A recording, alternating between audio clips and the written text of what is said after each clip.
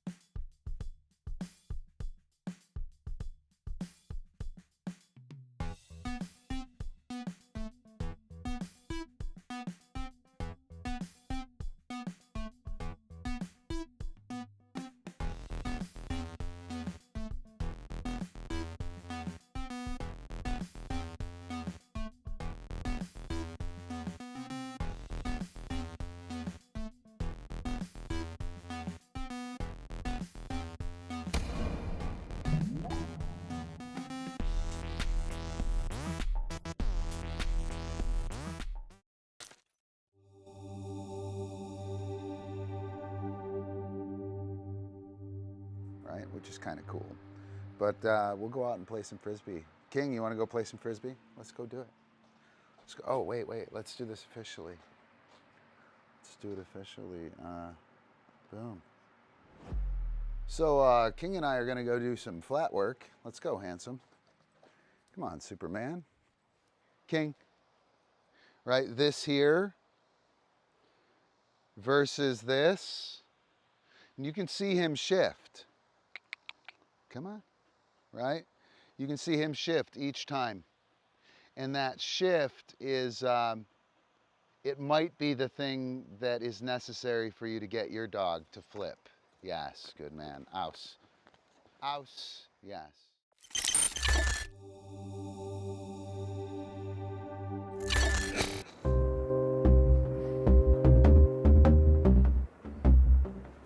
What's up, Epi?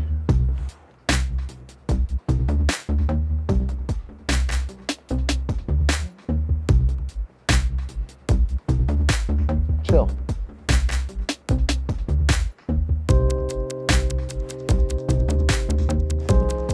Chill.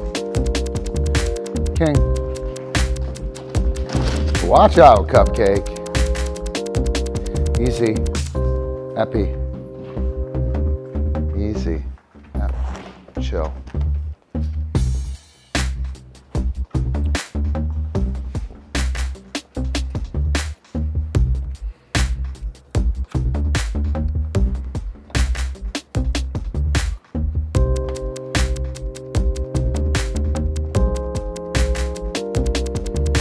What's up, John?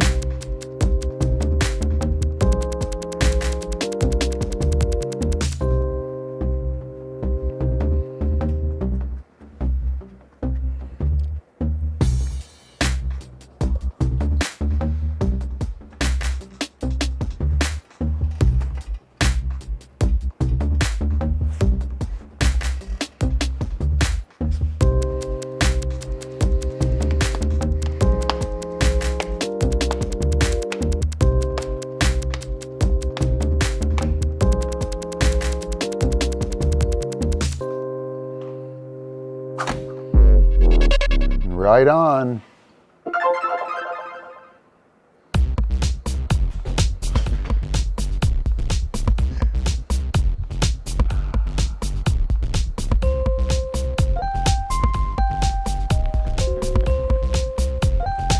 Oh, you got host. You got host, or only two. Good. Make it out. Hey.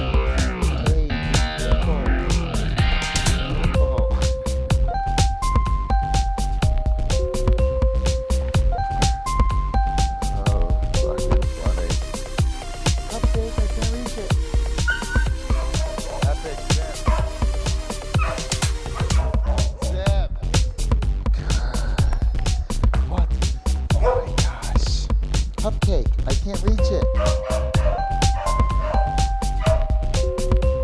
Yeah.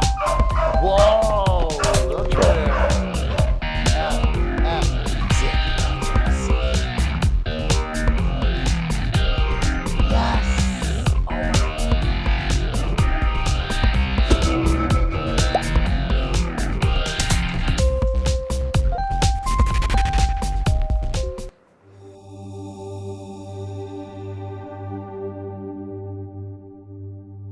Frisbee is about the stuff between the tricks, right? You have 36 tricks in a freestyle routine, maybe, if you're lucky. It's a lot of tricks, right? So 36, 32, 36, right? That's pretty packed freestyle routine. Each trick takes anywhere from half a second to 1.5 seconds, right? The actual trick, yeah? So what are you doing for the other minute 30, minute 45, right? All the stuff happens between the tricks.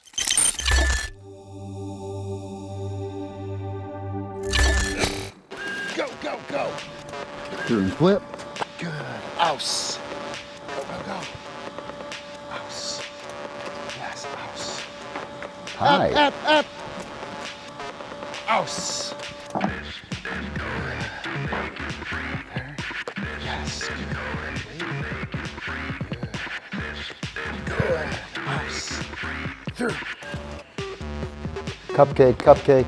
Yes. Good. Ouse. Up. Yes. Chill. Badass. Do it, Epi. Demonstrate your penmanship. Through and flip. Good. Ouse. Go. Ouse. Yes, ouse. Up. Ouse. Good. Hi. Right there. Yes, good.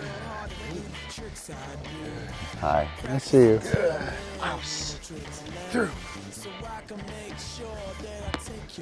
Yes, ouse. Yes.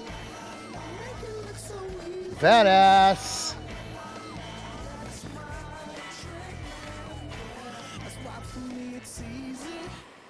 All right, what's up? Slacker Training Sunday. We're hanging out, listening to some Pat McCune. My co-host Epi. King, holding down the bar back there.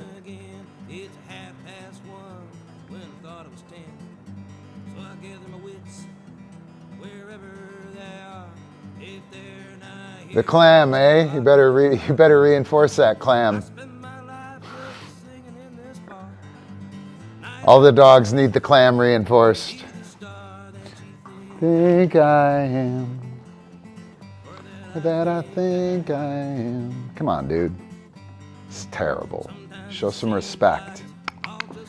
Good. Lose the dumb ear, Cupcake. What's up with the dumb ear, huh? What is up with that dumb ear? Off. Yes. Stall.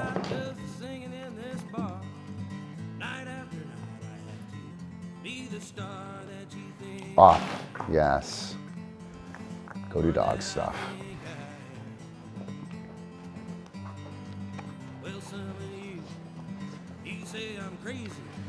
The whole neighborhood might say I'm lazy.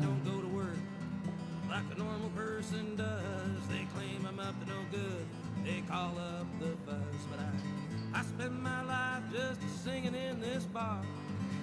All right, what else do we got? We got anything here?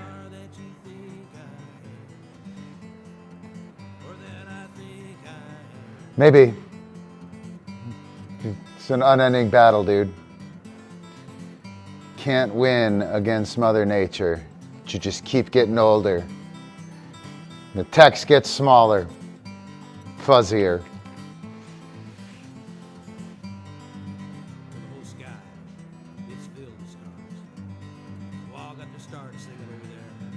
So, if you guys got anything you want to work on, let me know in chat. I'll get on it. I got a couple of things lined up, but it is Slacker Sunday, so we're not doing much.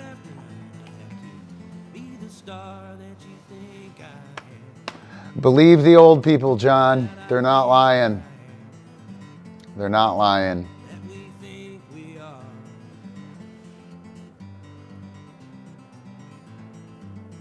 Do, do, do, do, do. Yay, Pat McCune. Super cool guy. Those of you guys traveling in the panhandle of Florida, he plays at the Florida-Bama bar. He's been there for some time. I'm sure he's still there. He's a complete badass flat picker. So welcome to the dojo. I'm Ron, my co-host Epi, and the crazy Cupcake. Look at that. She stayed. Oh, yeah, she did stay. Look at her. She's very good. Off. Yes, good girl. Go do dog stuff. What's up, King-a-ling? Good job holding the spot there. All right. So Slacker Training Sunday, how to train without training. It's not my job, it's a dog's job. Can you do to chill it? You have to dismiss early and often, right? And I'll demonstrate some soft work for the resumption of work.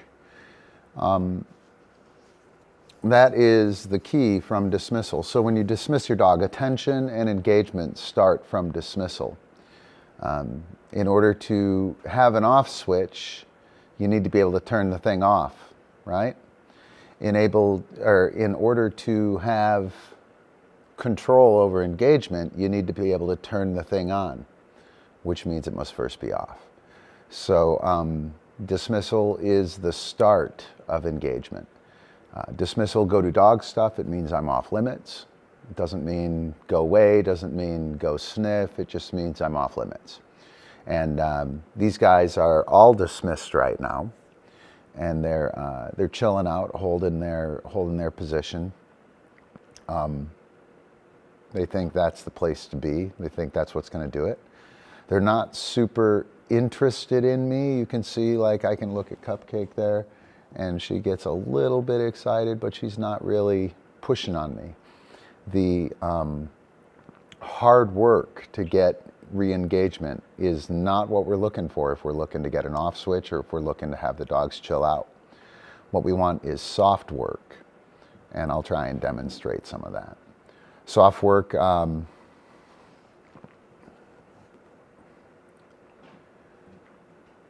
soft work is work that is not loaded with intent, right?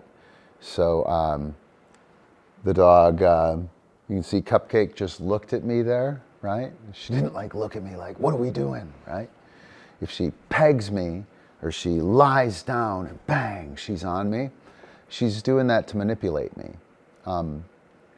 She's actually, if I look over there right now, she's pretty chill, right? She's offering me eye contact, but she's doing it softly. She's not doing it necessarily to manipulate me.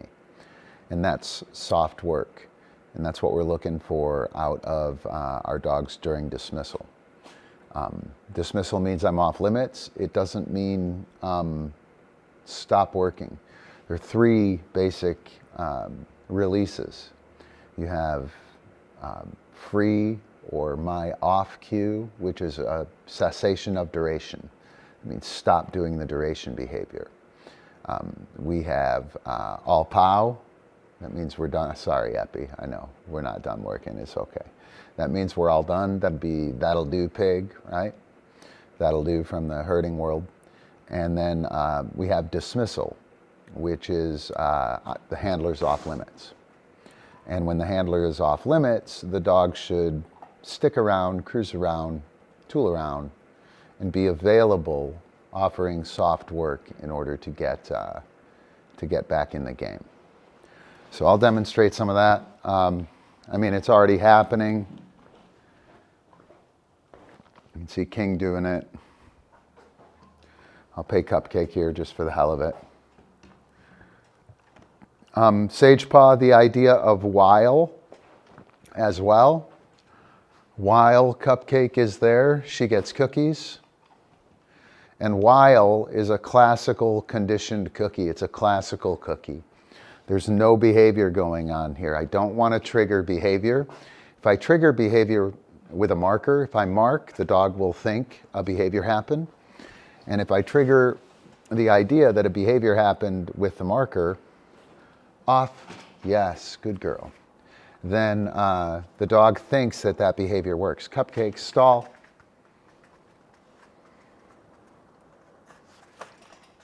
Go, stall. Good. I'll leave her up there for a second. Hopefully I'll be able to call her OFF. So you see her there with like that position that she's in? She's doing that to manipulate me. That down was to manipulate me. So I'm going to wait. I'm not going to mark it. I'm going to pay while. Right? And I gave her the stall cue, which means that she should only come off on the off cue. It's a bit of a gamble right now. She's not very good at it. Cupcake, off. Good. Awesome. Go do dog stuff. Now I've dismissed her. I'm off limits. That's all that means. And she can cruise around. She can do whatever the hell she wants. She could do anything apart from run in the street or bite a child. She's not going to get my attention. She's not going to make me give her my attention. King, you're so good, handsome. Yeah. All right. So also you'll notice that since I released her with dismissal, that the hard work is not really happening. Even that down, that was kind of soft. She's looking at me slack-eyed and easygoing. She's not pounding me for work. Good control over your marker and good while payment is really key for the off switch. It's really key for slacker training too. It's not my job. Not my job to make you do shit. You should do it on your own. Let's see what we got here, Sage Paw. I need some friggin' coffee. It's freezing here.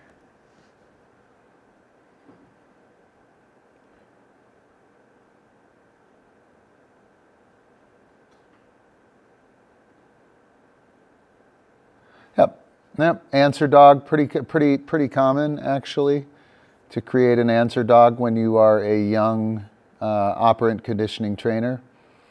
An answer dog, that is a dog who knows what's happening, knows that their behavior affects their consequence, and they take advantage of that, right? So Cupcake knows that her behavior affects her consequence. I can do the thing. And when I do the thing, I get a cookie. Right? And this slacker training stuff is supposed to get this behind me and that way behind me. Right? Again, I'm going to pay Cupcake while.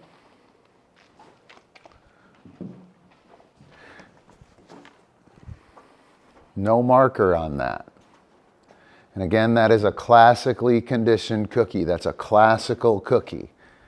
If I mark yes, that's an operant cookie. And that's going to charge her up, yes, and tell her she's in the game. And what you'll see from this, yes, is that she gets more and more animated. Yes, awesome, off, yes, good girl. Wow, that's great. Go do dog stuff. And now what's likely to happen is she's likely to jump up there and look at me like, hey, I'm doing the thing. We should see her more animated. She should be running around, trying to get my attention, more excited, right? So important to separate those two and use the while, the classical cookie, as often as you can. Right, so she's going to be cranked up from that. She's going to be cranked up from that operant little burst we did. She's going to be really flighty. She's going to be up and down. She's going to be on and off. She's going to be doing all that stuff. Hip flop there, right? She's doing all the things because she knows that it works. Now Epi, on the other hand, he knows. King knows. Sorry, buddy, you're a little too far back to get on the camera.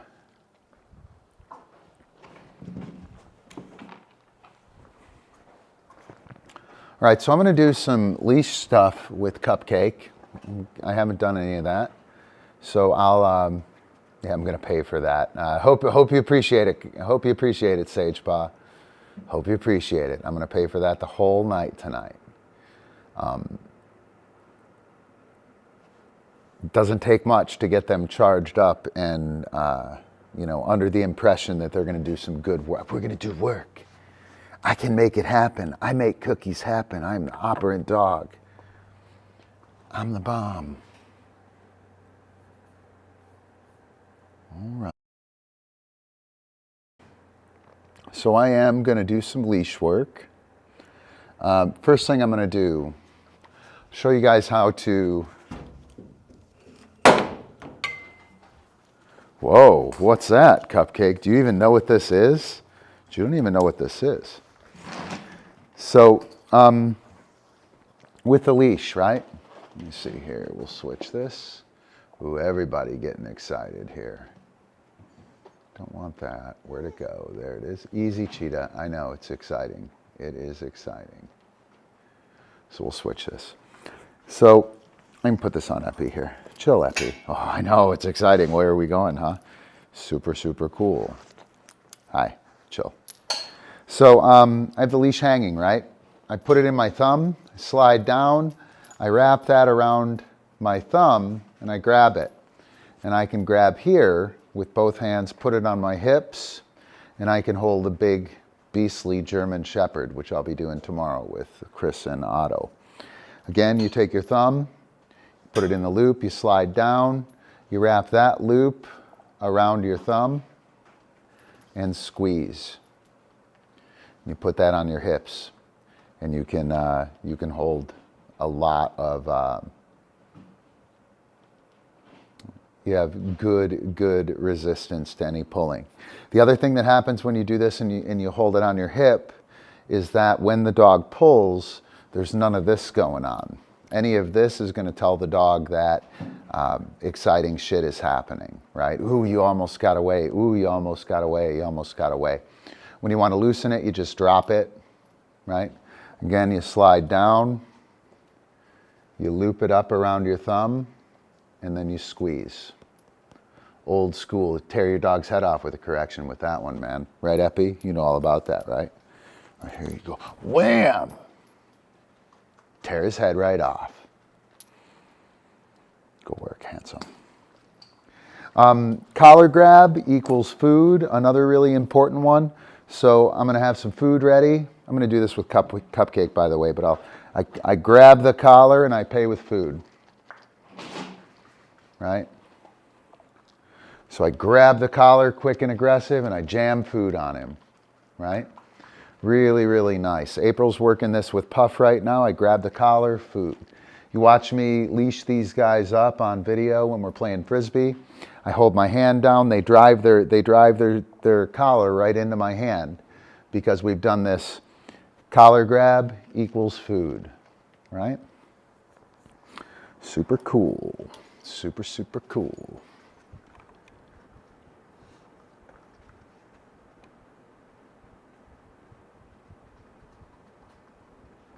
All right.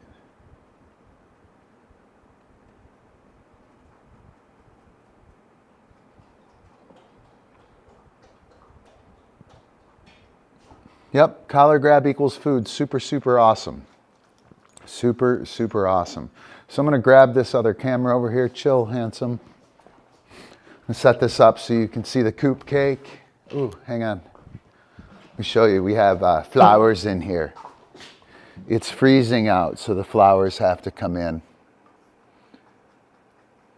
Is that it? Yeah, see the flowers right there? Oh, they're so pretty, right? Ah, so nice. So, I'm going to move this over here.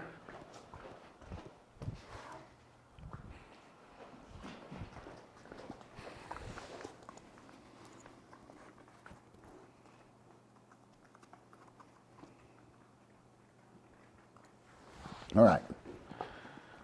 Chill, Epi. You chill. Can you stay up there? Can you do a good job? Can you be good? Good work. All right. So, put the leash on Cupcake, right? Yeah, she's not had collar grab equals food since she was a tiny little puppy. So, I have her here, right? Off. Yes. I got her here. I'm going to slide down, loop it around my thumb, grab here, and even I could hold a savage Cupcake, right? Savage. Yes.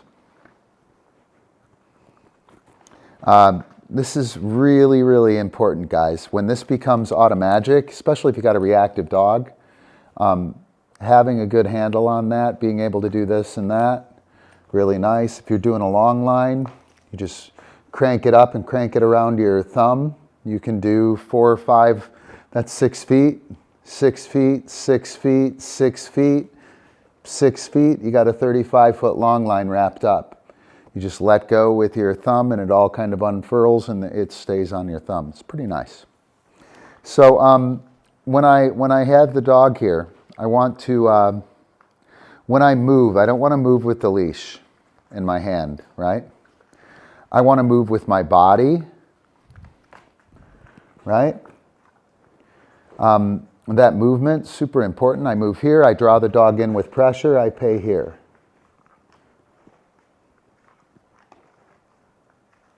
I'm going to pay, and off. I'm going to release from heel position. Come on, Cupcake. Yeah, I know. Yeah, very nice. All right. So I'll lure her in. Right here. Oops, dropped it. We'll try again, Cupcake. Boom. And I'm going to lock her in with that cookie, right? She doesn't know this at all. A few weeks ago, I was putting the perch on her. And I put a little bit of perch on her. And she wound up in heel. Off. I want to release from heel. Okay, I want to toss that cookie. Come on, Cupcake. Kind of important to get that off. So, up, up. Yes. Off. Yes. Right? That off cue.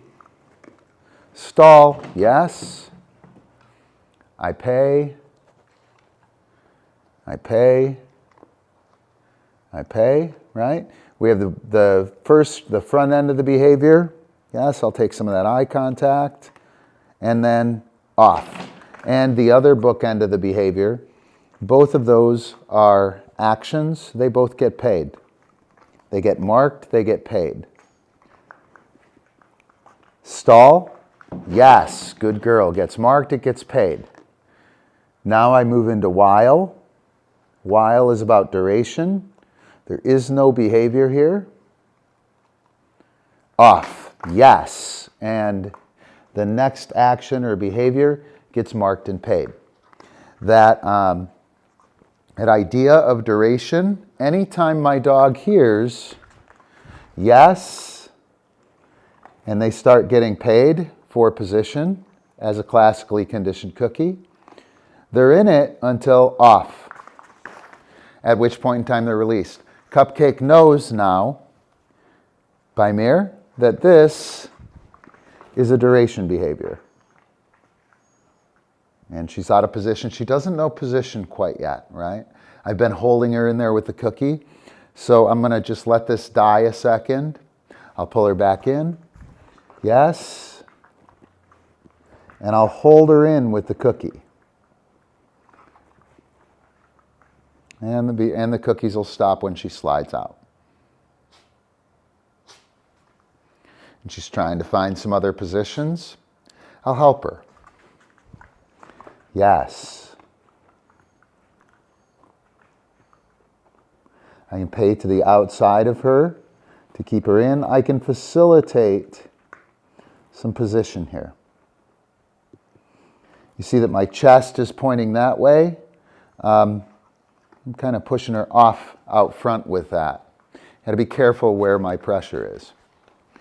So heel position, again, I'm going to move the dog not with the leash, right?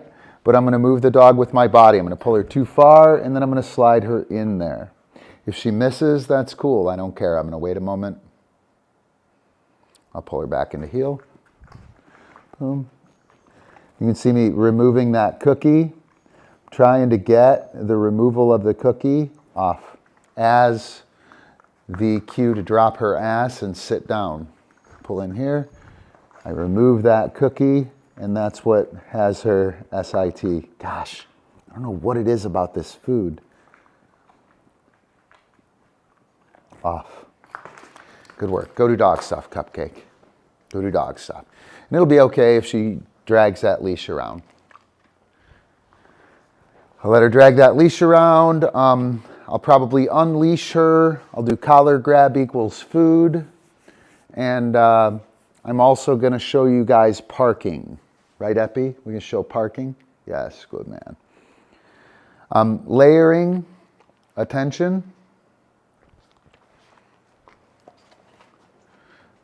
So while the dog is on something, we have,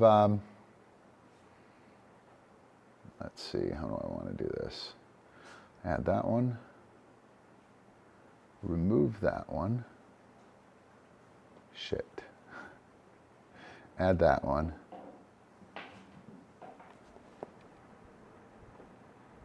Add that one. There we go.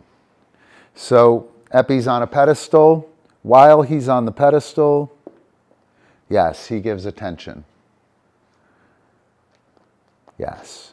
So that is going to layer. Yes, I hate sit pretty. God, I hate that. I wish I never would have taught it. You notice Cupcake does not have sit pretty. Yes. She will not have sit pretty. I hate that behavior. Yes. Every dog that has it offers it all the fucking time. I hate it. I hate it. I hate it. I hate it. So, okay. Layered behaviors. While they're in duration, I'll do this with Cupcake in heel position. I'll take some attention in heel position.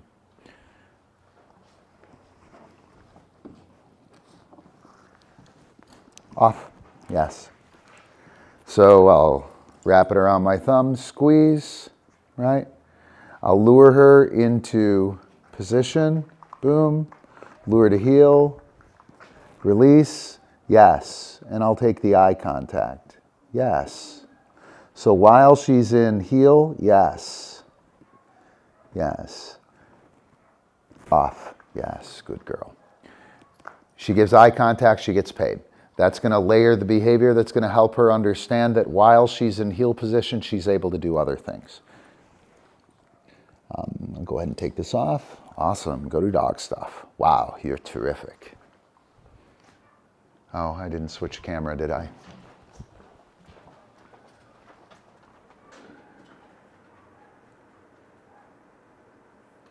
Let's see here. Switch that camera. Here you go, Epi, hold down the fort. Hold down the fort.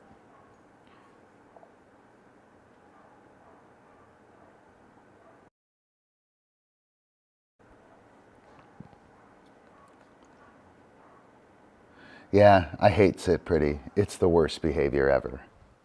All right, so Cupcake off. Yes, good girl. Pull this a little bit closer so we can see. Yes. Pup, yes. So collar grab equals food. Dude, careful.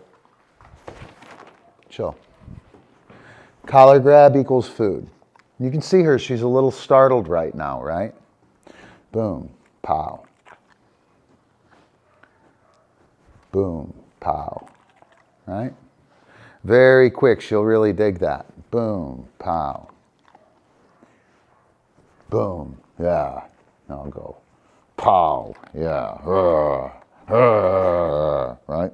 How horrible is that? Oh, you rotten cupcake, rotten cupcake, rotten cupcake. Super, super nice.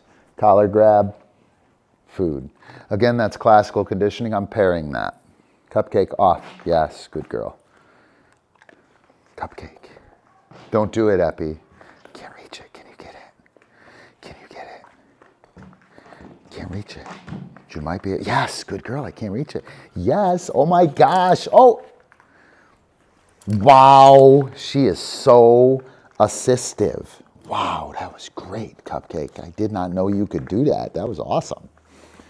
All right, so another one that's really, really nice. Parking. I reach down, I touch my dog's collar, I let that loop, right? I stand here with enough room for her to SIT, and I release. Now, Kay Lawrence calls this parking. I like that term. There is nothing that is going to happen here. I'm going to throw a cookie, she's going to run for it, and she can't get it, right? And not only can she not get it, but this is a tether. She can't even manipulate the leash at all. She's stuck. She might as well be on the tether board over there, right? And this is really, really nice for dogs that... Sorry about your luck, sweetheart. Sorry about your luck. Yes. For dogs that are reactive and for dogs that are really powerful pullers. I do this when I meet somebody, right? So if I meet somebody I walk up and I have my dog, I touch my dog's collar, I tell him chill, I step on it like this. Again, she's got just enough room to SIT, right? I'm not gonna work her here. Also, this is a flooding exercise. This is a flooding situation. You have to be careful where you pull this. I can't pull it next to a sausage factory or next to a dog park if the dog is going to be apeshit. The dog has to be able to deal with the immediate surrounding area when I do this, because when I do this, I'm not letting it go, right? There's no, the dog is not going to fight me into letting them go. Ideally, the dog lies DOWN while we're doing this, right, on their own, at which point in time I might drop a couple cookies on them while in classical fashion, right? Again, that's called parking. Yes, good girl. Wow, you're amazing. So we walk up, right? If I were meeting you guys, oh, let's go, Cupcake, come on. Oh, look at her, she's great. Awesome, hey, how are you? Easy, Cheetah, come here. Yes, good girl. Chill. I'll step on it. I'll give her the chill cue. And now she's locked down. There's a cookie right there. She can't get it. Who cares? Right? It's essentially a dismissed situation. I can, Cupcake, go do dog stuff. I can dismiss her in this situation. Remember that dismissal just means I'm off limits. It doesn't mean the dog has to leave, right? So I'm off limits. She now has to deal with dismissal with me being off limits at this tight distance where she has no opportunity to make anything happen. I'll allow the eye contact and nothing will happen from it, right? So that's parking. Again, I take the leash, wrap it around my thumb. Good leash skills. I slide down to whatever distance I want. I wrap it around my thumb and I squeeze. And I could hold even a savage, Cupcake, even the savagest. Okay, I can't reach it. Yeah, you can get it. Good, good, good girl. Good job. Up, up. A little more collar grab equals food. Boom, right? Boom. Rah, rah. Boom. Doesn't matter which side. Boom. Wow, she's awesome. Off. Yes. Cupcake, I can't reach it. Wow, you are very helpful. I like it. I like it. When did you get so good at that? Ready, by mirror? Oops. Gotta have that cookie to lock her down still. That's okay. Come on. Yes, good girl. Off. Good work. All right, so give to pressure. Don't know how I'm going to teach this. Let me try this. Let me try this.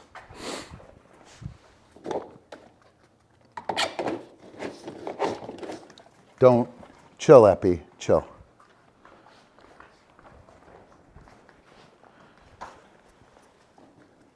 By the way, these are just plastic gutters. I painted them. April found them on the side of the road. They were just sitting on the side of the road for a couple days. She waited. There was actually a bunch of Matchbox car or Hot Wheels racetrack with them. So we could set up King of the Mountain here. Ready? Off. So what I can do is I can pull. I'm not going to be able to do this. I need a wall. King, sorry about your luck. King, king, king. Yes, a pup. Yes, chill. So I'm going to set up a wall here. Excuse me, Epi. Excuse me. King, off. Off. Yeah, I wasn't joking. Epi, come on. Easy, easy. A pup. Chill. Yep. Hang on. Hang on. Ep, a pup. Chill. King, buddy, sorry about your luck. Nope, you can't do that one either. Yeah, well, what the hell? What the hell are you doing? Maybe you should go find another spot, huh, buddy? Kingling. A pup. That's sad, buddy. King. A pup. Yes, chill. So, I got Cupcake against the wall here. I'm going to sandwich her between the wall. Okay? It's a great way to teach back up. I'll drop some cookies here. Right? And I'll pull. Yeah, yes. And I'll just back her up. Yes. Good girl. Into heel position. Let her go forward, step forward, call her forward there, and then back her up. Yes. And I'm literally just pulling her right now. Yes. Good girl. And it's okay. Yes. Yes. I can push her with the cookie. Yes, that's give to pressure. But I want to get this leash pressure. Yes. Good girl. I'm going to get that leash pressure working for me. I'm going to attach it to my foot backing up. Yes. And get a little heel as well. I'll step forward. Get it? And I'll rock back. Yes. Good. Step forward. Rock back. Yes. Good girl. Give to pressure is pretty hard for the dogs. There's an oppositional reflex. Yes, good girl. That oppositional reflex means that when they get pressure in front of them or on their collar, yes, they want to go forward. So when I push her, she leans into that pressure. When I push her this way, she leans into it. All right, now I'm going to show you give to pressure here. Chill. Come here. Push her back. Yes. Right? Push her back. Yes. Good. Got her here. I'll pull. You can see her resist. Yes. And right there. Really nice give to pressure stuff. So while she's here, I'll push. She'll resist initially. Yes. And when she gives the pressure, I'll mark. Yes, good girl, awesome. Go do dog stuff. Wow, you are super terrific. Give to pressure with the coop cake, yay. So I have a little thing that I do for heel work. I teach attention, I teach back up, and I do give to pressure. And then I should have heel, right? I should have heel. It should work out for me.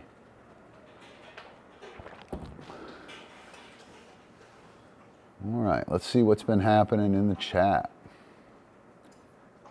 What do we got? Hey, Byron, what's up? Right?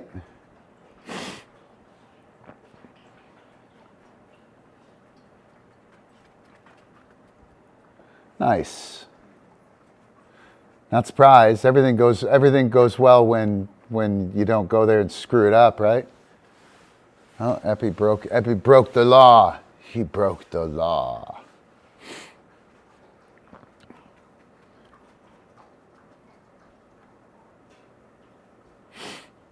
Oh, it is up there. There we go. And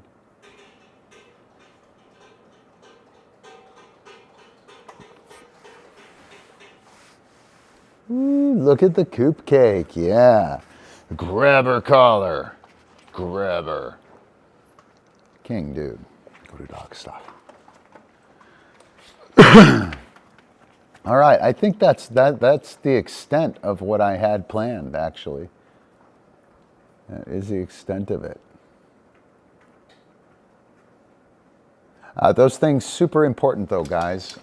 Give to pressure, super important for handling, super important for leash work. If the dog knows that, it's pretty easy to do that. When I was doing the give to pressure, I was attaching it to the movement of my body, right? And that attachment to the movement of my body, super nice for like the dog gets the whole gist of heel right away. The release from heel position as well, super nice. If that handling of the leash becomes like money, right? Like reflex, then the handling of cookies, the handling of the leash, all that stuff, up, Epi. Good. All of it becomes automagic, then you can pay attention to what's going on, what's happening with the dog.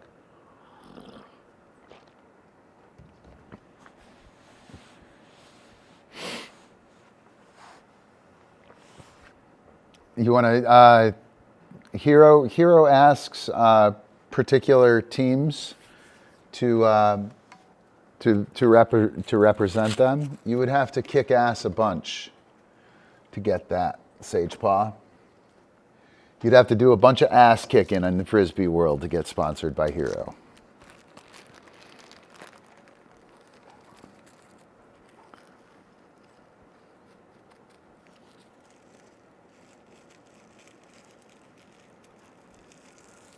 All right, so pretty chill in here tonight. Pretty chill in here tonight.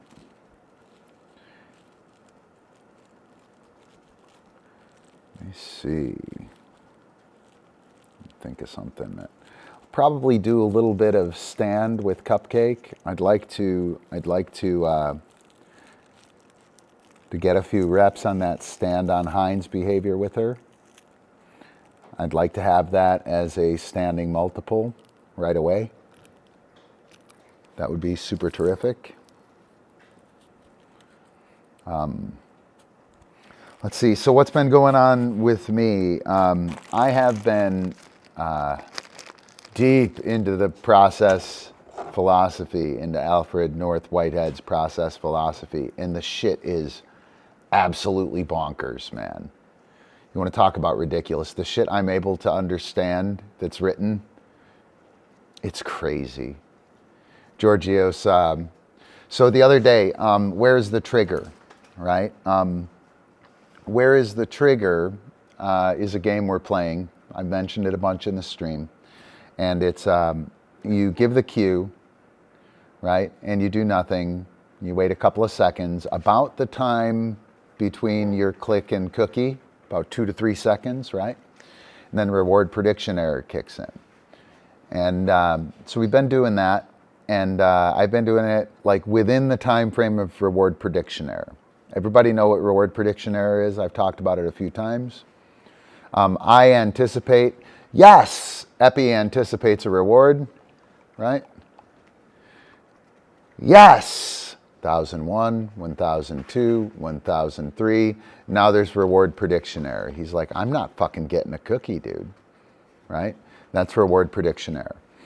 When reward prediction error happens, the neurochemical interaction in the brain, you mark yes, the reward is anticipated, it's all jumping, and it's gone when he eats it, right? It perishes. All the neurochemical stoke perishes when he eats it. But it perishes like to a background level, right? With reward prediction error, when Epi hears yes, and there's no reward, that's reward prediction error. His neurochemical things, and probably not his because he's familiar with reward prediction error. But when that happens, reward prediction error flatlines all of the neurochemical stuff. And it's like, it's dramatic. Let me see if I have the image here. It is super dramatic on the chart.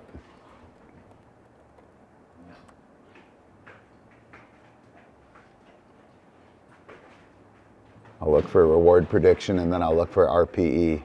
I have the images on my machine here somewhere. So they chart, the scientists chart the yeah, there you go.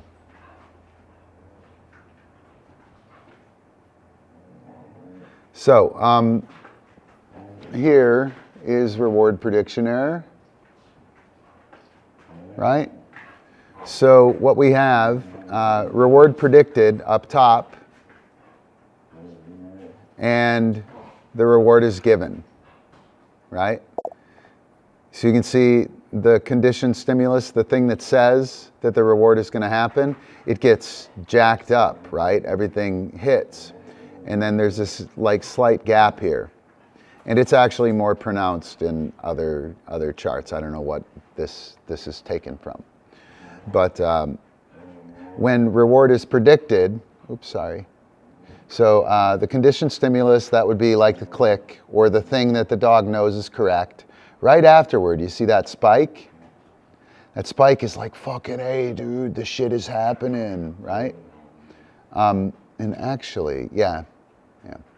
So the reward is given here. That's usually about 2 seconds on these charts, something 2 to 3 seconds. And then down here, this is reward predicted, no reward occurs. Do you see that? Check that out, right? That's what happens with reward prediction error. And that's about 2 seconds-ish, usually 2 to 3 seconds. And the marker is specifically designed to give you that time so that you can, hang on, let me fix this, so that you can deliver the cookie while marking the time and not have to rush and not confuse the dog or not set up a reward prediction error.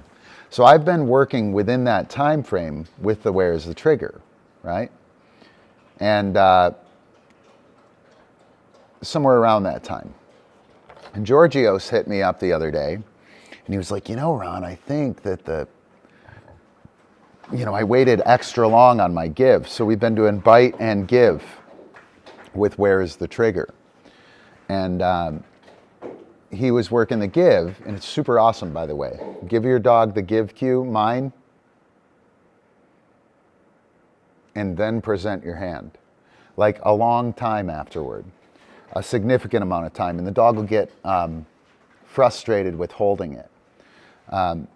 But he was like, I think that that's helpful, right? And I was reading Alfred Whitehead's process philosophy, and maybe I have the image. I'll read it to you. And this actually means, I'm pretty sure, that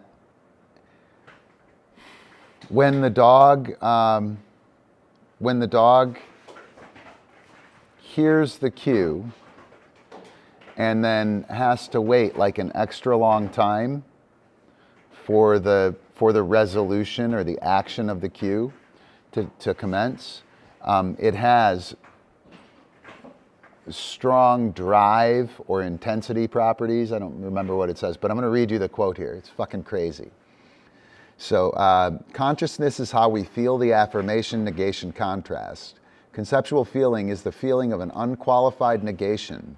That is to say, it's the feeling of a definite eternal object with the definite extrusion of any particular realization. Consciousness requires, this is the quote, consciousness requires that the objective datum should involve, as one side of a contrast, a qualified negative determined to some definite situation. It will be found later in some chapter that this doctrine implies that there's no consciousness apart from propositions as one element in the objective datum. Fucking understood that. So negation in this situation, there are positive feelings that are used and budgeted into the dog's decision-making process, and there are negative prehensions that they're not bad, they're removed, right? So within the behavior as it sets up in this process philosophy, the negative prehensions don't exist, even though they're potentially able to be felt. The dog or the critter excludes them, right? And what this is saying is that consciousness requires that the objective datum, the thing that we're responding to, in this case the cue, right? The cue is an object and it is the information coming in. The objective datum should involve a qualified negative determined to some definite situation. So a proposition is kind of like an if-then, but it's not a given, right? It's not quite a fact. It's a potential fact kind of thing. And that proposition suggests that it might be not happening, right? And so when that proposition sets up and is not fulfilled or is like pregnant paused for it to be filled, like it takes too long, then the dog experiences consciousness on the cue, right? If it happens too quick, there's no consciousness. The dog just does it. And anyway, from that, I was able to go with the reward prediction error thing that Georgios probably should go beyond the reward prediction error time. But it's so funny because when I started reading this, everything was like, what the fuck is this, man? And now, like, I'm reading it and it's speaking to me. And that's what I've been doing. That is what I've been doing. And it is super, super cool, guys. Like, it is super cool. And it's only complex or complicated in trying to talk about it, right? When I give the dog a cue, right, he has feelings about the cue, right? He likes it, it was really hard, something scary happened the next time, all of those things he recalls. And when I give the cue, that immediately flashes through his brain. That's the physical pull, right? And that's where everything starts. And then from there, if nothing happens, the dog thinks about it, right? That's that aporia. That question time. I say touch, Epi likes touch. Yes. Him, you can see him tilt his head, right? When I said touch, he's got all these great feelings, and now he's thinking about it, and boom, there it is. Oh, sorry, yes, right? So when I give the cue, the dog has an immediate feel. Everything, you, me, a chicken sees a chicken hawk, right? And they have an immediate feeling of dread, right? And that immediate feeling of dread colors everything that happens after that in terms of their behavior. So like, it's not like super complicated, right? Until we want to measure it, right? And so when I give the cue, there's positive prehensions. Oh, I like that, it earns me a cookie, it's all this stuff, right? There are negative prehensions, which are, the last time I did this, it was in sand, which is completely not applicable. That's a negative prehension. It just gets dropped, right?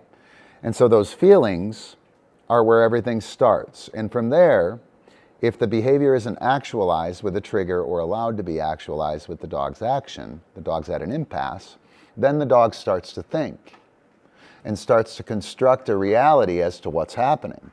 Ron's 18 inches away, I'm on this pedestal, what am I? Touch. Ron's 18 inches away, I'm on this pedestal, what's going to happen? Boom. Yes, good man, right? This time I'll sit here, ready? Touch. Which side is it going to happen on? Boom. Yes, good man, right? So that time in between, whoops, allows him to construct an abstract reality. And it's only the time in between that allows the dog or forces the dog to think about it, right?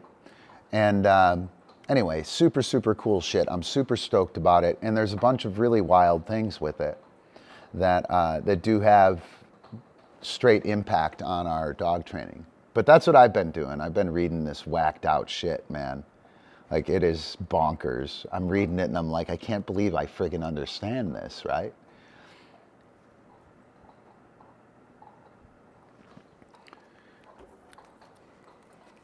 Yeah, it's weird shit. We'll see. We'll see. We'll start calling out. I'm pretty angry at the behaviorists, actually. You know, and what I need to do. Nobody's going to show up for the knowledge, Sage Paw. They already know, right? What they'll show up for is for the argument. And I don't want to have an argument. I'm not an arguer anymore. I don't do that. But I'm pretty angry at the behaviorists. They robbed us, dude, and they're lying to us. And a bunch of people are in a bunch of trouble as a result. So what I laid out, we have the cue, we have aporia, we have the trigger. Touch, aporia, he's at an impasse, he doesn't know what's going to happen. Yes, right? And then he constructs an abstract reality, and then that reality is touch. Yes, is actualized, right? And oh my gosh, that's so crazy, right? It's not. It's fucking CAT, right? There's a fallacy called the fallacy of misplaced concreteness, and it's a fallacy that Whitehead, I think, developed. This guy who does this process philosophy, and so when I talk about this. Georgios, and well, he's kind of the only, and people in class, initially it sounds really complex, right? And it's not. It's not. It's just thorough, right? It's CAT, C-A-T. I give the cue, touch, I let some aporia happen, and then I present, yes, the opportunity. I actualize the behavior with my hand, right? Or with the trigger. And because it's different, everyone's like, oh, it's crazy, right? Well, there's this fallacy of misplaced concreteness. If I ask you what you're doing with shaping, you can't tell me. You can't tell me anything that you're doing with shaping. You know what I mean? you only know it intuitively, right? As soon as I ask you to describe what you're doing, you're fucked. Take you a million words. All my articles are about simple shit, right? I can show you right now, but to write it down, it's really hard. And so behaviorism is chock full of the fallacy of misplaced concreteness. We think it's so like, oh, it's just super simple, you know? It's hard to understand because it's super simple. And it's not. It's, what's up, Ace of Hogan? It's fake simple, right? They're hiding shit within it. They're hiding the abstract thinking of the dog within it, you know, and they're making this fallacy of misplaced concreteness to hide that. And I'm pretty angry about it, right? So hopefully when I get this shit together, I'll start calling some people out. Not people, but I'll start calling behaviorism out. And once I do that, there'll be a bunch of people here fighting with me. And I don't want to fight with them, believe me. I have no desire to have arguments. But I do feel pretty strongly about being gaslit by behaviorists. It's science. You know, I'm tired of that. It's bullshit. You show me the white paper on your house, dude. Show me the white paper on your house, and then show me the control group that you're basing against, and then you can call it science.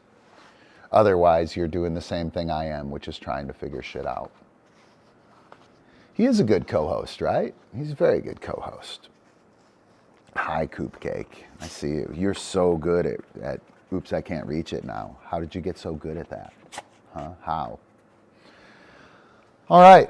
Any questions on what I was talking about? Process philosophy, that cat technique, that cue aporia trigger, or where's the trigger? Happy to talk about it. Byron, if you want my notes from Whitehead's shit, I'll be happy to send them to you. It's absolutely bonkers, dude.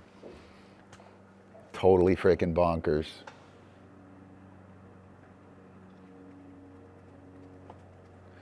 Yeah, totally. It is literally a control move, and it's to put our behaviors in a spreadsheet. My dog's behaviors don't go in a spreadsheet. My Frisbee behaviors don't go in a spreadsheet. So if I give you 4 steps to do something, I'm setting you up with the fallacy of misplaced concreteness, because you ain't going to do those 4 steps properly. And somewhere along the line, one of those 4 steps is going to fail, and you're going to be set up to think it's super concrete, and it's not. You know, all of you guys who have followed a 4-step plan, or just do this game and it's going to make everything work, right? And it didn't work. It's not your fault. It's not your fault. They were delivering the fallacy of misplaced concreteness. They were telling you it's just this, then this. That's all it is. It's just. It's not just. Right? At this stage, if something happens, you're either going to do this, or this. Unless this happens, in which case you'll do one of these 4 things. And at the second stage, you'll do this, or this if something happens. And unless it's this, in which case you have 5 other things you can do. And if this happens, you got to start all over and do it from scratch. And that's the reality of behavior. That's the reality of it. And it's thrown out there as just do these 3 or 4 things and it'll work for you. And it doesn't. If it does, you're fucking lucky. You're lucky, right? Anyway, I'm tired of that. I found a way to, so this process philosophy, there's a bunch of shit that I do that I've done since the beginning when I started training. And I've been like accused of being a blasphemer, a heretic, my whole training career. You know, Mark No Cookie. I told you about the gaslighting of the dog, right? Here, you want to gaslight the dog? Do variable marking, right? So, hang on, I'll put do variable marking on the dog.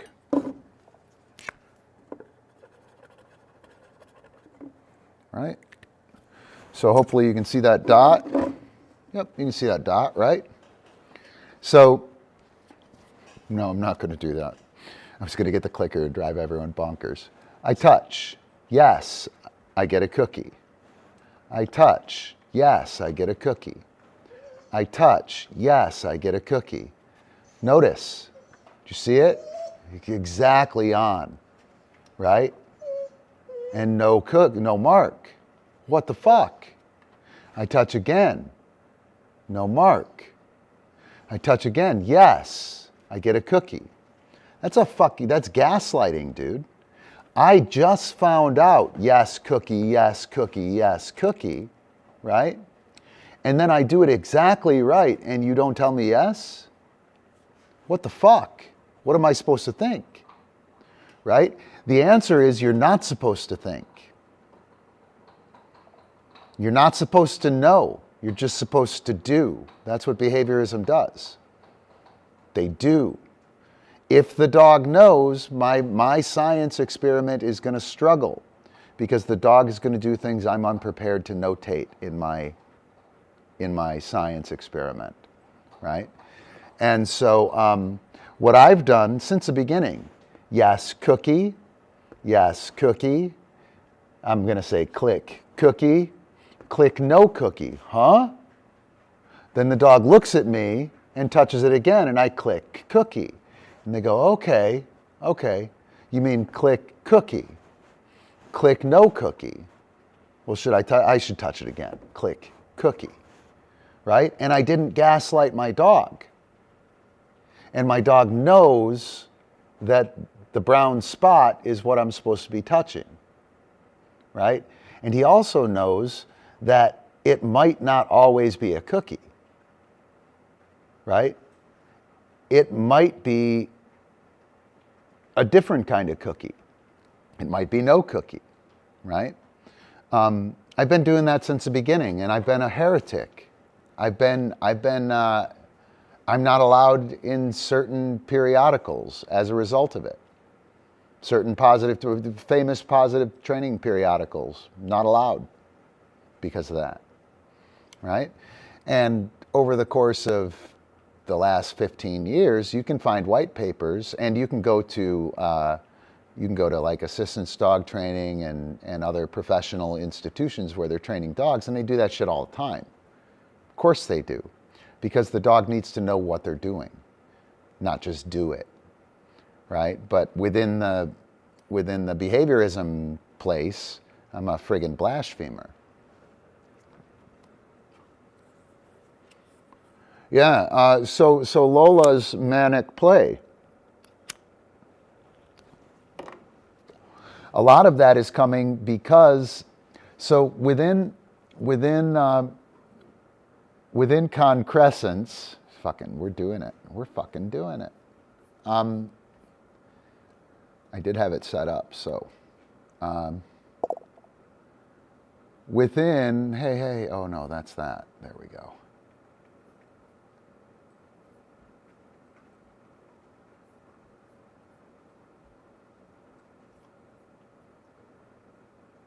Cooperative concrescence.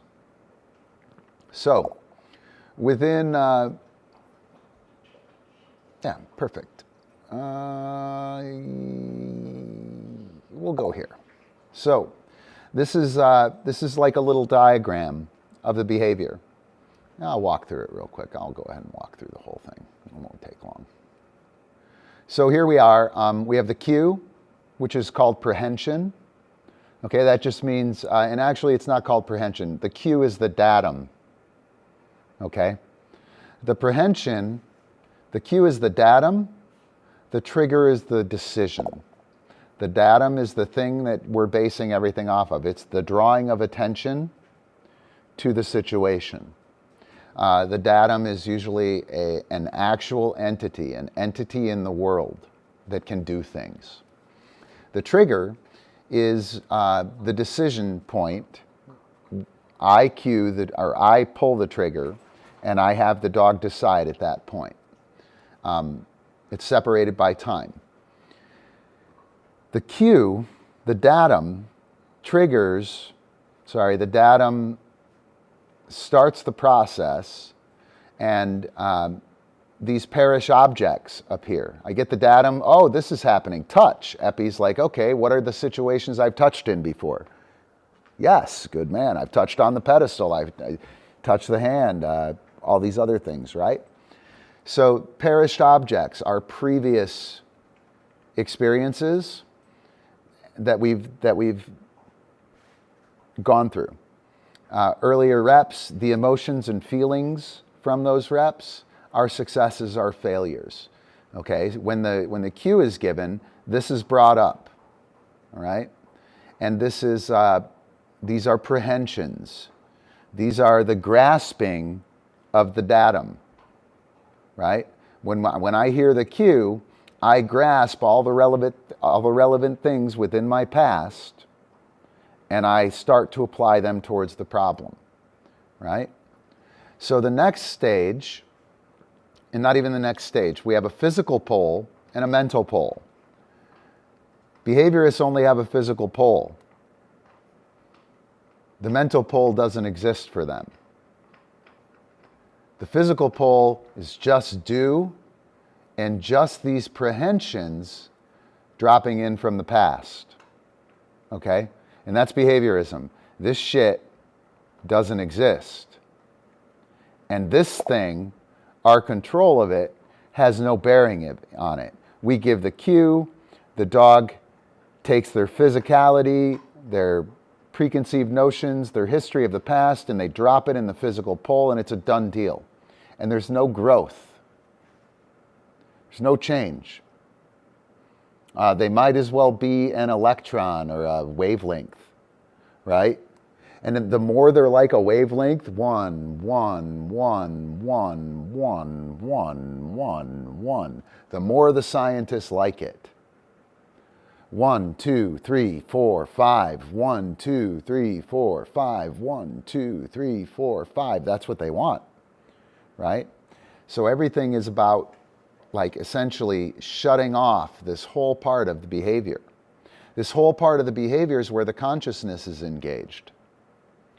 These things up top here, the eternal objects, they're the concepts, facts, things, and processes that are available to the dog from their past experiences, from the things that they know how to do. They are the facts and concepts from the clear domain, from our Cynefin thing, right? So the behaviorist doesn't want the mental pole. They don't want the dog thinking. If the dog is thinking, my science is going to fail, right? That dog's thinking is getting in the way of my experiment. It's getting in the way of the proof that what I'm saying is true, right? And Ron, you and your heretical fucking bullshit is ruining my experiment, right? So what happens here, the cue is given, the dog has these immediate responses. These immediate responses are pushed to the physical pole. These are reflexes, knee-jerk reactions, flashes of past experiences, right to the physical pole, we do the shit, right? And then, from there,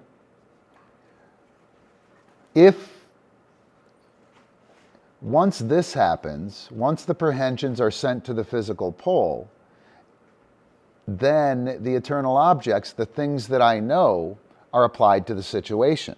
Touch. Boom. Yes, good man, right? So Epi hears touch.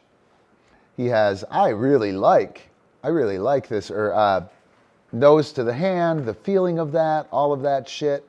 Blast to the physical pole. I haven't got to the next part yet, and I need to get there. This here creates a subjective form. The subjective form is what form and what state is the actual entity, the dog, in when they take this cue and they prehend it to the physical pole. When they prehend it, they wrap their earlier reps, the emotion and feelings of the reps. If I struggled really hard, or if I made the dog do it, or if the dog has experienced gaslighting and tension and didn't like the success. We've had a bunch of successes, but our failures were catastrophic. The subjective form is going to be conflicted, and it'll resolve. Be, you know, this much is good, this much is bad, right? This much is bad, this much is good. We got a good start. We got this much of a start. And that's the subjective form, right? If I give the cue and the bad is much more than the good, the bad just goes away. The dog chooses not to do it, right? Or avoids the behavior, right? And then we're just left with this minimalistic little bit of good, right? So the subjective form is where the dog starts the process of thinking. And this time in between, aporia, is where I give the dog time to think about his concepts, his facts, his things, his processes, this situation. When I say touch, he's too far away. Or hang on. Dog catch. Boom. Come on, Epi, dog catch. Oh, I know. Ready? Dog catch. Boom. Yes. Good man. Awesome. Off. Right? You saw him the first time. He was like, I don't know how to do this. Second time, bang, he did it. He had to apply concepts, facts, things, and processes from our history to do this, right? And that aporia, the moment where I did not allow him to go, he was at an impasse. He couldn't field the question I gave to him. Dog catch. Boom. Come on. Oh, hang on. I know. You ready? Dog catch. Boom. Cupcakes down. Go to dog stuff, guys. Go. Dog catch. Boom. He's going to eat a dog down there. Anyway, I can't help you. Up. Right? Sorry, it's a little rough. But that time in between is where the dog puts together the concepts. His reluctance to do it was the subjective form because he prehended King and Cupcake down there. Those distractions are budgeted in to the subjective form. So the reason he didn't go was because King and Cupcake were down there, two actual entities that he's going to have to fucking kill, and now he's conflicted, and that behavior didn't go off, right? How much more discreet and clear is that than there was a distraction? He didn't do it. He needs more cookies. It's a fallacy of misplaced concreteness. By knowing that those guys are down there, Epi, a pup. Yes, by knowing those guys are down there, I'm going to do this and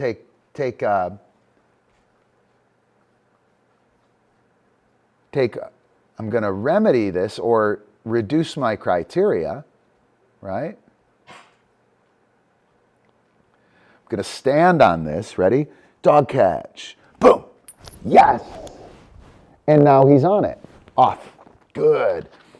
So when he does that, that whole process becomes, this is called concrescence. It gets actualized and satisfied.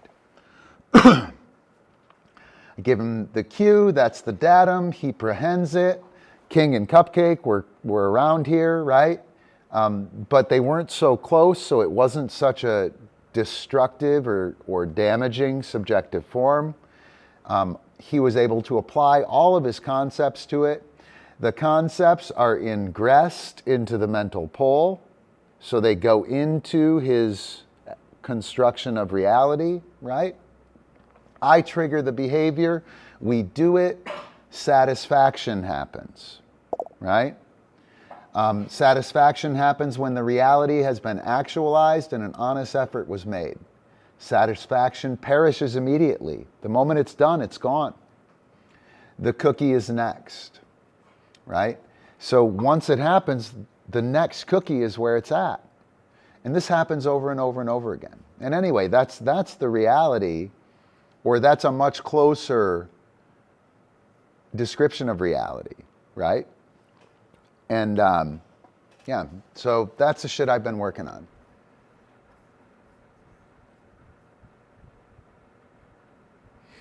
It won't be a bestseller. Won't be a bestseller.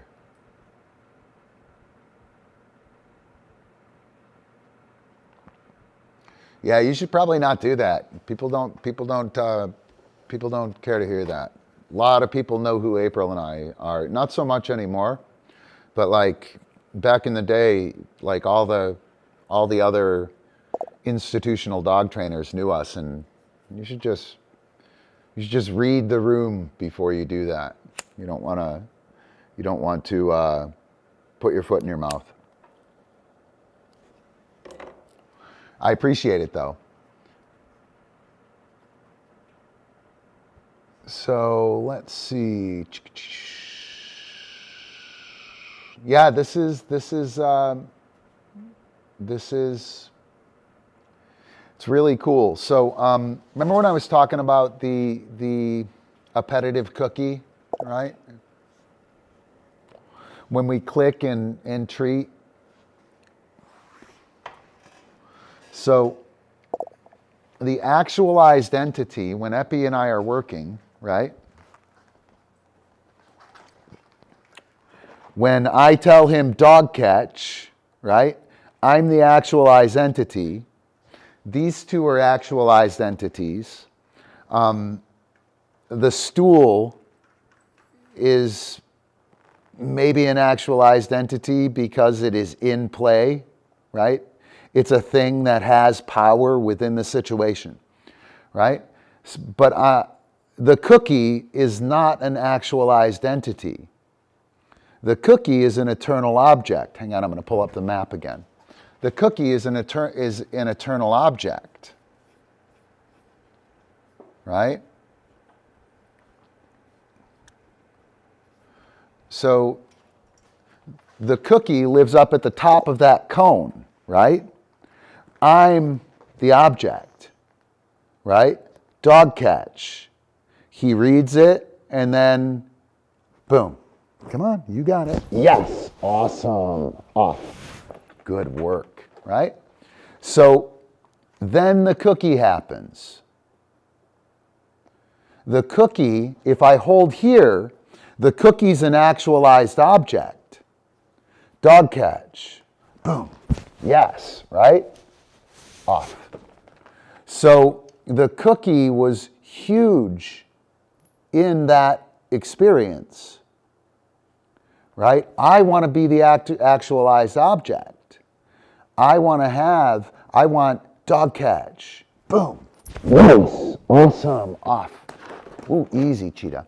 I want to be the thing that is actualizing. I want to be the thing that influences him. With Frisbee, chill. With Frisbee, when we're working the dog with Frisbee, right? I don't want the dog to go after the Frisbee. I want him to work with me and he gets the Frisbee as a result. I want a 60-40, 70-30 Ron to Frisbee, right? I don't want 80% on the Frisbee and 20% to me, right? When that happens, the cookie has all the power. When I was moving Cupcake with the leash, that's the actualized entity. When I move the dog with the leash, I don't have any power. I'm put in the background.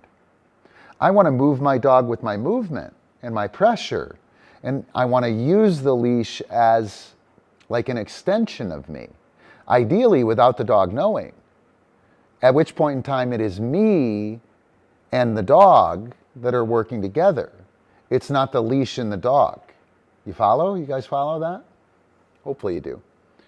And so when we load the clicker, click cookie, click cookie, click cookie. The cookie is the most important actual entity. It's the one that gets all of the juice up here. It's the one, it's the eternal object that's the most important. The handler is a pale comparison, right? Right from the get-go, from the moment I load the clicker, right? And again, the behaviorists want that because everyone has to be able to do it in science. I have to write the paper and I pass it off to you, Sagepaw, and you repeat the process exactly as I did and you get the same results. We could give it to Byron, we could give it to Ace of Hogan, we could give it to John, right? We can give it to Antonis. Everybody gets the same results. That's the important thing for behaviorism. But that isn't reality. That's what happens in a Skinner box.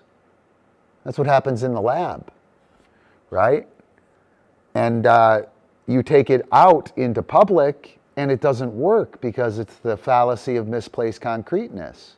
Now all of a sudden we've got 50 actualized entities. 50 actual entities that are contributing to the dog's subjective at the contest.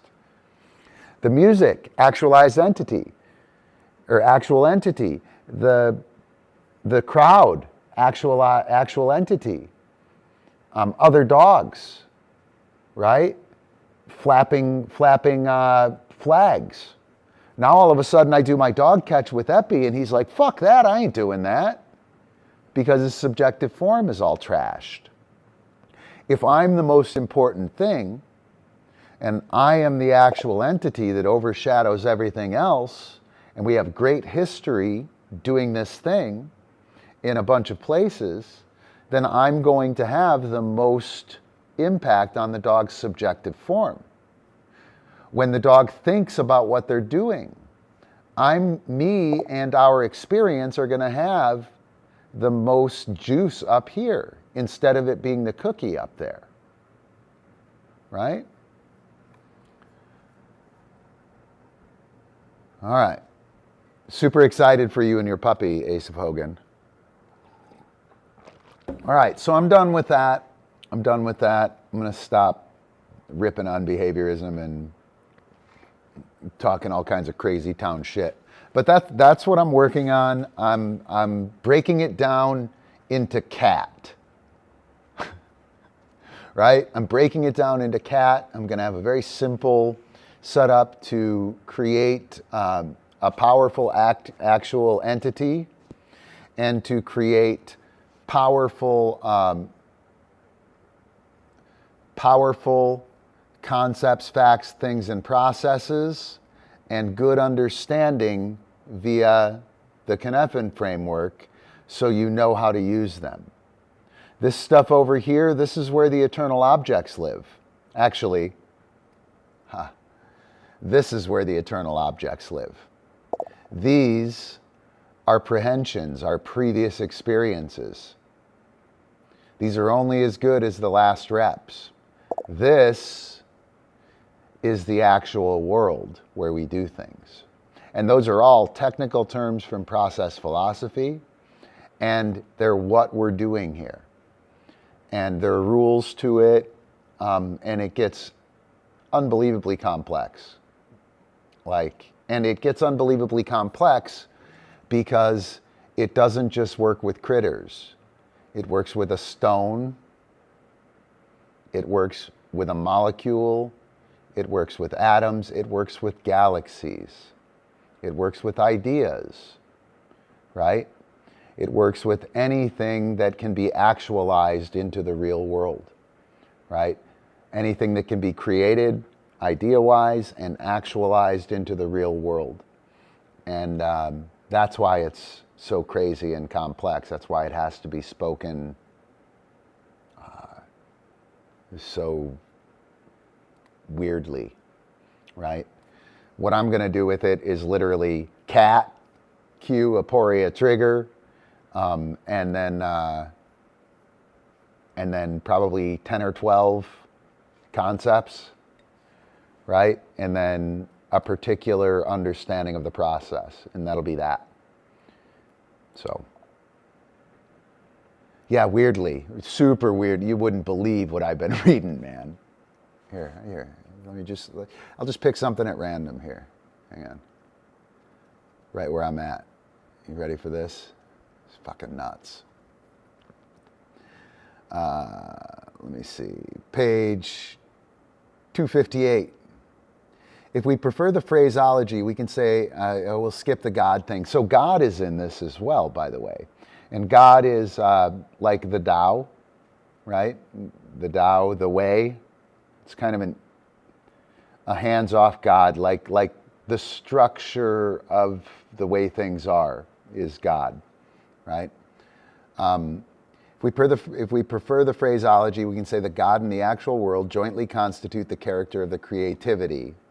Creativity is what everything's about. For the initial phase of the novel concrescence. The subject thus constituted is the autonomous master of its own concrescence into subject superject. It passes from a subjective aim in concrescence into a superject with objective immortality. At any stage, it is subject superject. According to this explanation, self-determination is always imaginative at its origin. The deterministic efficient causation is the inflow of the actual world in its own proper character of its own feelings with their own intensive strength, felt and reenacted by the novel concrescent subject. Like, it's fucking bonkers, right? And I get that. I get that.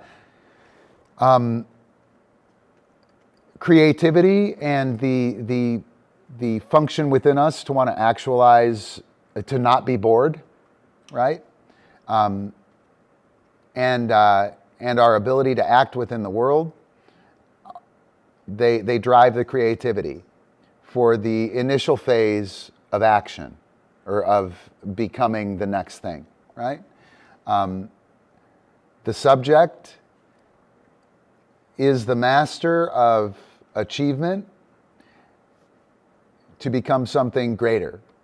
It passes from the goal into something greater, into like behavior plus, and that behavior plus has a sense of immortality. It's always there. We'll be able to refer to it in the future, right? It's really wacky, man. But it's not super crazy. It's only crazy because you have to apply it to any kind of thing. Yeah, me too, Sageba. I need to hear that again. Anyway, that's what I've been doing, and I'm super, super excited about it too. This idea, Immanuel Kant and Hegel and Marx to some degree, Rousseau, all these guys, John Locke, going back into the 1600s, they really struggled with this. And eventually it got to the point where Kant and those guys, Kant and Hegel, said, well, fuck that, it's just all in our head anyway, right? So that's why we got this weird reality today. And this guy Whitehead was not okay with it. So there's the people like Hegel who put it all in your head and like, my reality is only up here, and you have your own reality, and they're never ever going to meet. We can never know anything about them, so who cares? That's what happened from 1700s till 1900s. There's another side that says there's only the material. It's just behavior. Just do it. Measure it. Who fucking cares? There is no mind. Blah blah blah. And Whitehead didn't like that, and so he's trying to fix it. He tried to fix it in the 20s and 30s with his process philosophy. And the thing is, I don't think he had any real way to do it. So the hard thing about subjective reality and phenomenology, describing the things in our head and trying to make consciousness something we can discuss, is you can't get out of your head. So the phenomenologists can't get out of their head. The people who are talking about consciousness can't get the consciousness out of their head. And the people that are talking about math and science can't get in the head, right? And so it's been split. And I think with the dogs, we can get outside the head with consciousness. I'm pretty excited about it, actually. It might be a little audacious of me, but I do think with the dogs, because the dogs can be scienced, you know what I mean? There's a history of sciencing dogs, and they're not able to tell us and to bullshit with their language, right? They can tell us with their actions, and we can structure it somewhat like the behaviorists and treat it with this process philosophy, and we might be able to get outside the head with consciousness. So anyway, pretty excited about it, I have to say.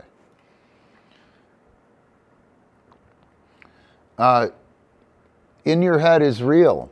That's where reality happens. Oops, I can't reach it. It's a tough one, Effie. It is a tough one. You can do it, though. Thank you. Wow, that was great. You are amazing. Yeah, reality happens in your head. Actuality is what happens out here. That's why you can say, I totally know how to do that. And you start doing it and you're like, actually.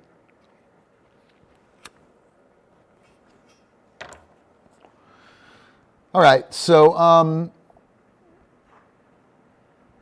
yep. And it's true and it's not true, right? Like the idea that everything is in your head is you're in danger of solipsism and thinking that you're the only thing that exists. And that, unfortunately, has been kind of pushed and promoted of late. And that really isn't the point, right? But it's easy to go there and fall into that point. And the other side is terrible too. The logical positivists and the behaviorists, they're fucking terrible, dude. No sense of morality, no sense of spirit, right? You know, fuck you and your feelings kind of thing. You know, that's not cool, right? Anyway, blah, blah, blah, bunch of stuff. Way to finish on a high note, Ron. Not supposed to get crazy like that. At least not until I can really defend it and I got something. Yeah, the NPC I think is a real thing, and you know, if it's my reality, right? Like if it's just my reality, anyone who isn't in my wavelength is an NPC. You know, and I'm an NPC to someone who is on another wavelength, right? And we need some way to get back to having some kind of common perspective.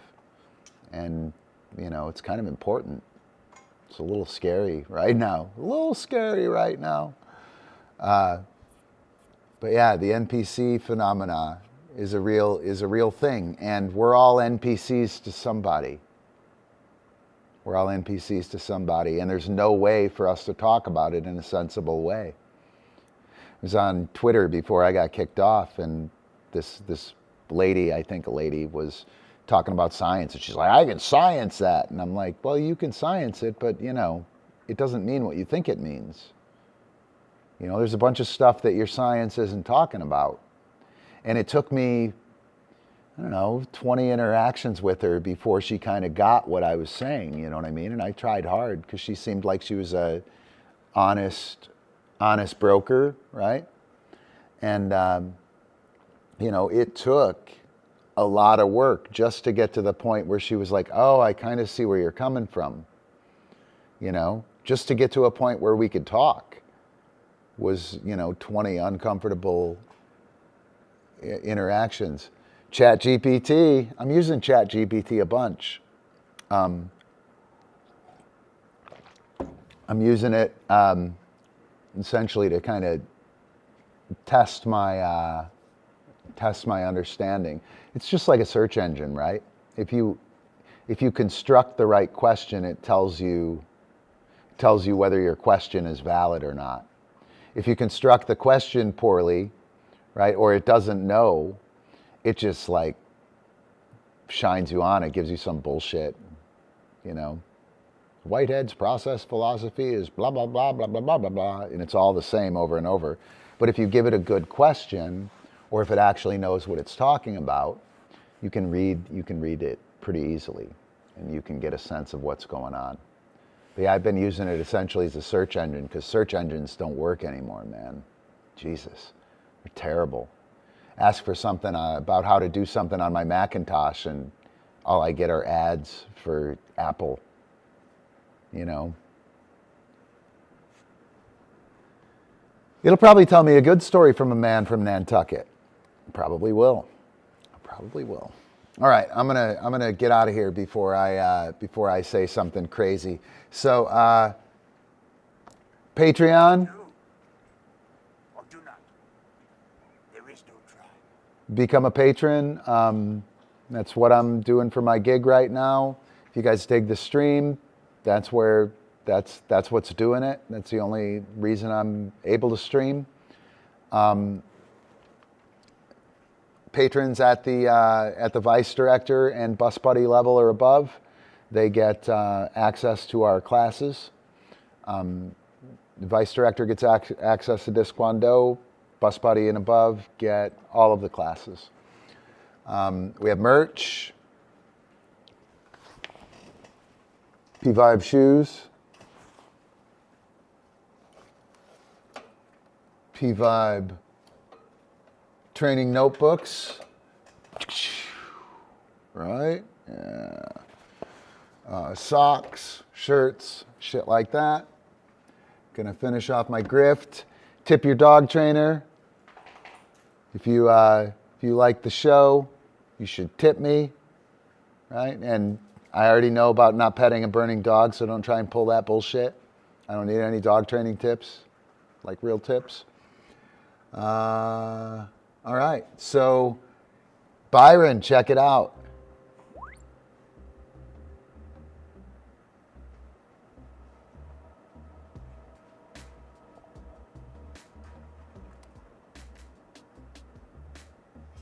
I'll let it play one more time. Thanks a bunch to our patrons. Super, super stoked. Wouldn't be happening without you guys.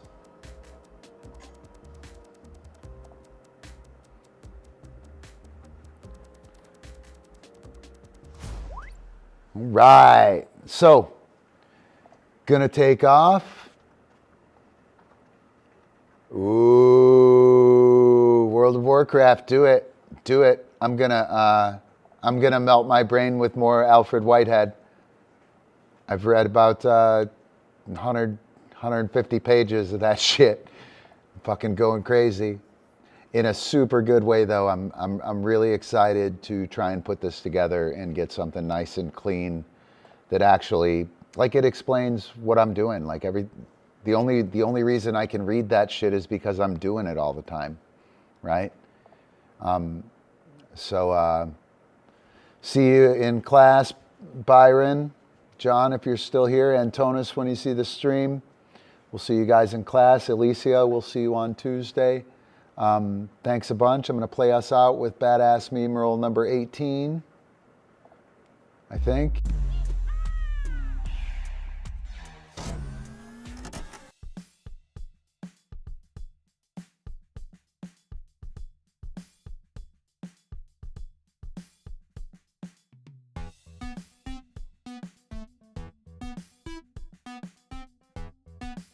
My picture in picture.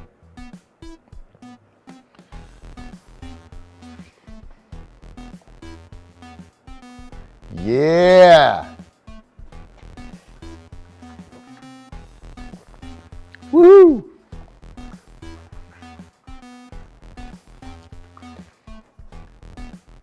What you doing, Epi? Wait. Oop. Yes. Up, up. Yes. Coop cake. Hoop.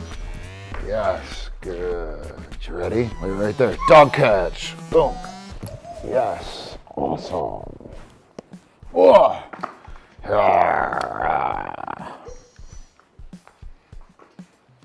Doop, boop, boop.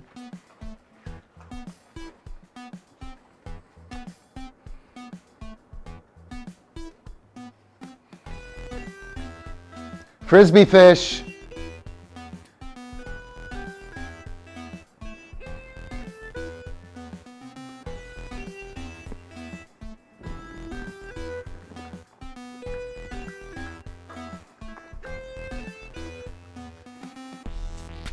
Off. Yes. Oops. Off. Good work. Through. Yes. Stand. Oh. Off. Yes. Dog catch. Yes, good girl. Darth Yeppo.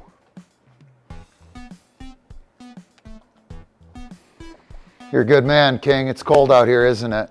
It is cold. I feel you.